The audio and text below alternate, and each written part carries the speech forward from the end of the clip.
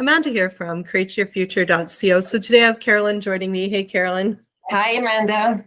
Hey guys, we have a really exciting video, how to manifest an apology. So first of all, you know what, this video is for anybody that, may want to manifest an apology. One thing that I'd like to start off by saying is it's okay to manifest an apology, and it's okay not to want to manifest an apology. There's no right and wrong for what you guys want to manifest in your life, in your relationships. If you need an apology to move on from something and, start focusing on what you want, then that's all part of the process. And that's okay, because I think I hear some people, comment, well, if you want an apology, you're focusing on the problem. Well, no, if you want an apology, you're focusing on the solution that you need to move forward from the problem. So whether you want to manifest an apology or not, that's completely your personal choice. But if you do, it is absolutely okay. And in this video, we have a success story from one of Caroline's clients, and we're going to outline how you can manifest an apology as well. And it actually ties in really well because Carolyn is actually a hypnotherapist and an NLP practitioner, guys, as I am myself. Anyway, she's done a hypnosis track, and it is titled, I Am. It is how to get past rejection and manifest self-concept. So this intention track this hypnosis track goes great with the theme of this video. It's actually on sale right now, as well as her coaching is. So definitely check out the link in the description below. And guys, you've heard me say it 100 times. I'll say it 100 more. We do have a free course, how to find your blocks to manifest anything fast.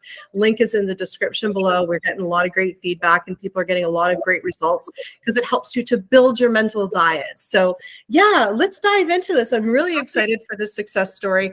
I personally love manifesting apologies. I love to hear it. It makes me feel better, even though I know I created it. So yes, I'm excited.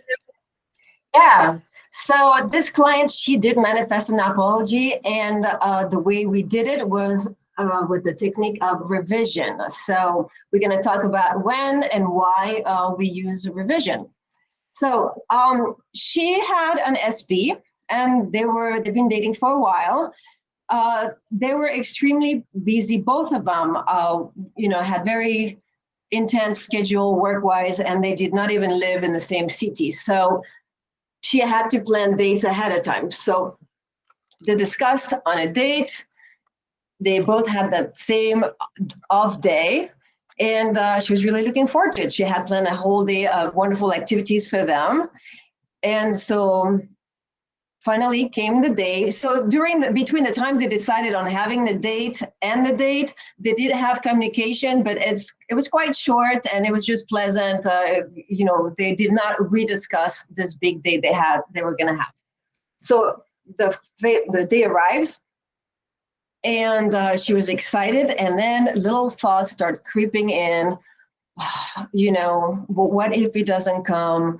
Well, he has stood me up in the past. What if it happens again? And then she would recenter herself and say, no.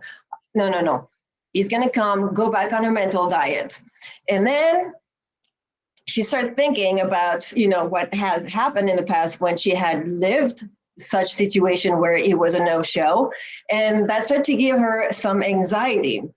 So she came up with a plan B. Plan B was for her a little technique to make her feel better in case it was a no-show. However, it goes against, manifesting exactly what you want. So what she was actually telling herself, her subconscious mind, okay, today we have plan A that we had discussed, and I'm excited about it, but also I have plan B. So what does the subconscious mind? He pushes out whatever you're saying. Plan A, there it is. Oh, no, you just mentioned plan B. So we go not in this direction. So there was this flip-flop. However, her dominant feeling, her dominant thought was the anxiety and the, remembering what had happened in the past, that there was a chance that with his work, that was unpredictable, that it could not be there. And sure enough, this is what happened. It was a no-show. So that's when she called me. And she was in a state of, she went through all type of emotions. She went through anger, frustration, feeling rejected, feeling that she was not important. And she came up with a rant where she had a story as of why he did not show.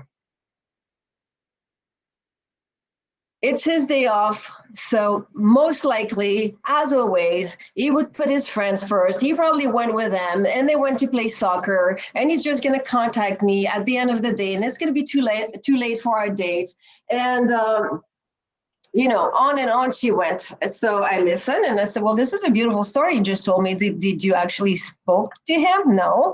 So this is just a creation. The story you just gave me, that's a creation, right? That you just came up with? Well, no, I didn't come up with it. I've heard it in the past. All right, we don't care about the past, right? Circumstances don't matter. So right now, he's not here, and we know why, because you focused on plan B instead of staying on your mental diet with plan A. Second of all, now you're creating, you're a wonderful manifestor, creator. You're coming up with this beautiful story. So is this the outcome that you want? Is that what you want to hear from him? That you were second choice, that France and playing soccer was more important than you? No, of course not. That's not what you want to hear. All right, so I asked her, so give me a story. Since you're such a fantastic creator, you just created that beautiful story we don't like. Let's create one that we like. What is it? And she said, no, there's no good explanation. It cannot come up with anything good. I absolutely cannot, come up with anything. I said, all right, that's not a problem. Sometimes we don't have to come up with the how the manifestation will come. So what is it that you want? Well, I would like him to apologize for standing me up. And then she was like, I don't know. So, okay, so you want to hear something that is going to be satisfying. Whatever he's going to say to you needs to make you feel good, where you feel just the opposite of what you're feeling right now, meaning I'm lovable, he loves me, I'm important. So whichever explanation he will come up with will be highly satisfying to you. And so, she could not come up with details, so we just went with a general affirmation. Just one, good enough. I am extremely satisfied with his explanation and with his apology. So she stayed on that, focused on this mental diet, and she did receive the apology. And the explanation was also satisfying. She was not second choice. She did not come after the friends and after the soccer game and just being pushed up to the end of the day. He actually did, he was calling into work, and he basically had no choice.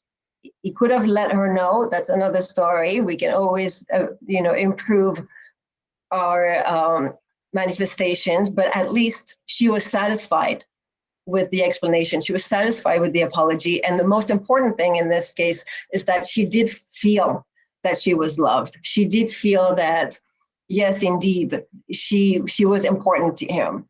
So, when you create a story, whatever story comes up to mind, make sure that it's in your favor, that you are going to have the outcome of the feeling that you want, which is being loved, being chosen, being number one in SP's life.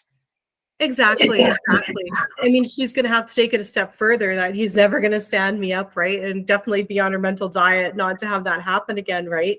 But I mean, yeah, it's already happened. So we've got to give some sort of, reason for it that's going to make us feel good. I am so happy for her, I mean, that is amazing. She manifested him standing her up for thinking all the wrong reasons because he wanted to see her friends more than her, and then turned it around to completely like, okay, there was a good reason for it. And he even apologized for it. So I absolutely love that. Like, on the right track. Isn't it just amazing how our thoughts create? I'd like to add in there though, about the plan A, plan B, that is living in duality. That's living in the, okay, if it happens, that's what we want. And if it doesn't happen, this is what I'm going to do. And the more dominant thought is what's going to manifest. So because she had a history of him doing this and prioritizing her friends, that's why plan B really took effect, right? So what I do, because I do have a plan B, I'm like, okay, so plan A is what I want. I'm like, now if that doesn't happen, then there's plan B. But then I say to myself right away, but I'm not even going to have to do plan B. Plan B is never going to go in effect because I'm going to get plan A.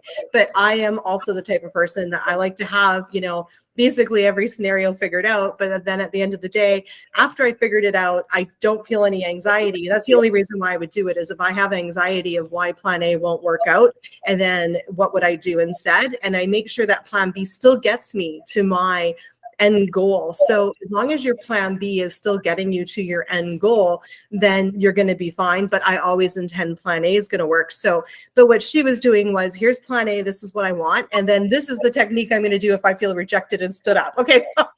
You know, plan B is like, I'm going to intend more. You know, it was funny when I was building my business and I was doing the business plan, and they're like, well, you know, and one of the things on the business plan, it was like, what are you going to do if, you know, you're not making your sales? And I had a hard time answering that question. So I asked the business coach that was helping me, and they said, do more marketing, try harder, do more intentions. And I'm like, yes, that's plan B, work harder, right? So, you know, I mean, I think that, yeah, focusing on fully what you want and revising, you know, what you're going to hear is very important, right? Yeah. And in one situation, you have several components. So what's important to do is that even though she did manifest that you did not show, she did manifest the apology. She did manifest an outcome that was pleasing to her in the end. So it's important to recognize each little success, and that builds you up too. You celebrate, you know, what you have done so far. That was a success. Recognize that you shifted and you re-geared yourself and you did that great. Now, yes, there's more to do. There's better ways, but it's a work in progress. You always keep on working, but recognize each little step. That's important. I totally, absolutely. I think, you know, and also just being the observer. So, you know, nothing is personal, not taking anything personal. So a little personal success story of mine was, there was the women's show in the town I'm in this weekend, and my sister asked me to go, and I said, sure. And then I asked Andrew to come with me, and he said no. And then my sister asked Andrew to come with me, and he said no. And that was like all the way up to the day before. And then the day of, when I was sitting on the couch having our tea, waking up, I was like, well, I got the women's show today. I'm like, are you going to come? And I was intending he would say yes. And I said, well, I'm just asking. I know you've already said no, but I'm just asking because I know you like an outing. And he was like, yeah, I'll come. And I'm like, of course. And then so he got there. My sister's like, oh, you did come, Andrew. And I was thinking to myself, yeah, he was going to the whole time. You know what I mean? Because I didn't accept his no for an answer. And I spent time, instead of taking it personally, like, why don't you want to hang out with me for the day? Why do you want to stay home? I took the time to build the story of why he would want to come with me. So when I was thinking he was saying no, I thought to myself, I'm like, well, you're right. He loves going out every day. He loves spending time with me. He always tells me that. He wants to get out of the house. He likes going to these little fairs and buying stuff, you know? And I kept like basically running over that in my head rather than taking his rejection personally. I was just kept saying to myself, he'll change his mind. You know, even like he basically told me no about 4 times and told my sister no 3 times. You know, there was like 7 no's we got from this. I was like, no, I'm not accepting that, and I'm not going to take it personally. So because everything is just your creation. So she got stood up because she was focusing on it. It's not personal. It's her thoughts created that. And then she turned it around by revising it, getting the apology, and getting a good explanation because she was focusing on that. So, you know, even I obviously manifested Andrew saying no, but rather than taking it personally and as rejection, like, why doesn't he want to be with me? I was just like, well, no, I know my thoughts created that. So this is what I'm going to focus on instead. Because when we start to take it personally, then we really start to make ourselves be not good enough. And that starts to affect our self-concept. And that's where Caroline's hypnosis track really will come in handy there, right? It's when we take things personally but we're perfect. Whether we manifest someone standing up, manifest someone saying no to us, we're still perfect. That doesn't change that we're perfect. We're perfect, whole, and complete, just the way that we are right now. Just because we manifest something we don't want in our reality, it doesn't mean that it makes us any lesser of a person of who we are, right? Oh yeah, absolutely. Yeah. Just recognize all those amazing qualities that we all have within, and it will push out and show in every one of your relationship and situations. Exactly. Like I always say, there's no room for emotion in manifesting. Everyone is you pushed out, they show up as our assumptions, right? I mean, you know, the emotions that there are room for are the ones of feeling good and like, you know, feeling loved and having, you know, so I'm not saying like no emotions, but I'm saying be emotionless when it comes to the reacting, right? And just take it at face value. Just be the observer of it, right? And that'll help you to get to your end goal. You know, I mean, let's put in my scenario, if I started like bickering with Andrew over it, you know, and getting angry at him, then I mean, I would have had a lot more to clean up and revise to change the story to get him to come, and I could have possibly went alone. Right? Well, yeah, absolutely, because in that case, you came from a position of reacting. You're reacting out of your anger, your frustration. You know, it's like, okay, now I will demand an apology. You're going to give me an apology because you know you owe me an apology. That was just not right. That was unfair. Well, this will never give you the outcome that you want. It's going to give you an outcome, but you're not going to feel loved and the most important person in this. Well, this is it, right? So it also, you know, I think let's, you know, take a look at, you know, why you want the apology in your relationships. I manifest apologies all the time because it makes me feel better. So how I do it, right, is I say, okay, well, you know what, so-and-so did me wrong. Okay, let's use Jerry for an instance. Okay, Jerry didn't listen to me and he assumed that I was doing things for malicious reasons. Okay, so I intend that Jerry sees that I did it out of love, that I did it for their benefit, and that Jerry apologizes. And then, you know, that apology and that basically them reflecting that assumption back to me saying, you know, all the things that I've basically have said helps me to move on, right? But if the apology is coming from, I need you to apologize to me because I'm angry, I'm feeling rejected, we're not going to get the apology. We're going to get more anger, more rejection, because that's what we're putting out. So we have to first become apologetic before we're going to manifest that apology. We've got to come from that. Okay, you know what?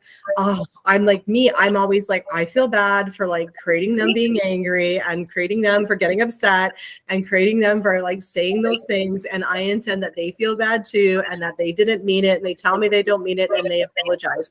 But we have to get there first. We can't have it. If we're angry, feeling rejected, we're going to have this like barrier around us. We've got to come to that. And we don't need to apologize. We just need to be in that state of, okay, you know what? This is time to apologize. And then everyone's you pushed out. Like, I don't know if you've ever noticed, right? If you go into a room and you're angry and you start talking to people, your energy reflects into them and then they start getting uppity. Do you know what I mean? Like, and that's what happens, like, you know, and like, you know, things in like, you know, with massive amounts of people where there's a riot, you know, some people are angry and then those emotions spread out to other people because, you know, everyone's you pushed out and those things radiate out. So, you know, you're the broadcasting tower. What energy are you bringing to your situation? You know, and if you want the apology, you've got to get into that state of already having the apology of how you would feel if they've already apologized. You can't get the apology from they're going to apologize right now.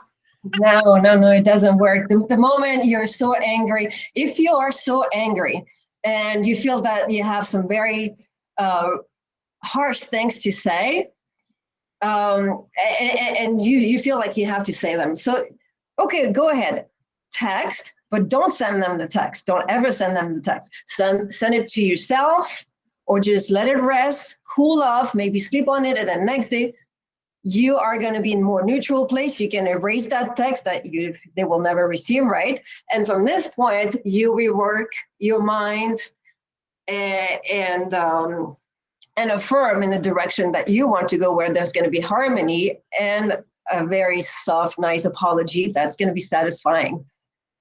Exactly. And, you know, I think a big part of helping somebody get to that state of not being angry anymore is like, let's look at your client's situation. She was angry because she was assuming that he picked his friends over her. Of course, it made her angry. So if she held on to that assumption that that's what he did and demanded the apology, never would have got it, right? Would have caused more because that was coming from anger and rejection.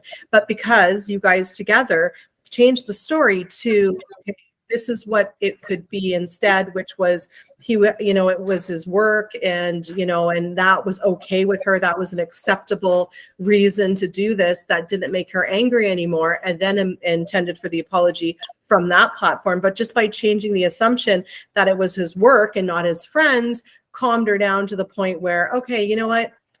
I'm going to assume that that's the case, and I can take that. I'm not angry. I'm okay with that. And so, I think that is a big part of it, is changing the assumption of what happened in the scenario, right? And still ask for the apology. Why not? Well, intend it. Don't ask them. If you ask them, it doesn't work the same. Right. You just change it so it works for you, and you're happy with it, and you feel loved, and you feel all the good stuff. Exactly. So I intend that this video helps everybody manifest an apology. I really do. So I think the main thing here is shift into an assumption that helps you to feel better, and and to feel good about the situation, or at least neutral about it and not angry anymore, and intend for them to give you that reason and to intend for the apology as well, right? So yeah. Thank you so much for being here today, Carolyn. Thank you, Amanda. Bye, everybody. And guys, thank you for liking, commenting, sharing, and subscribing, and we'll see you in the next video. Bye-bye. Bye.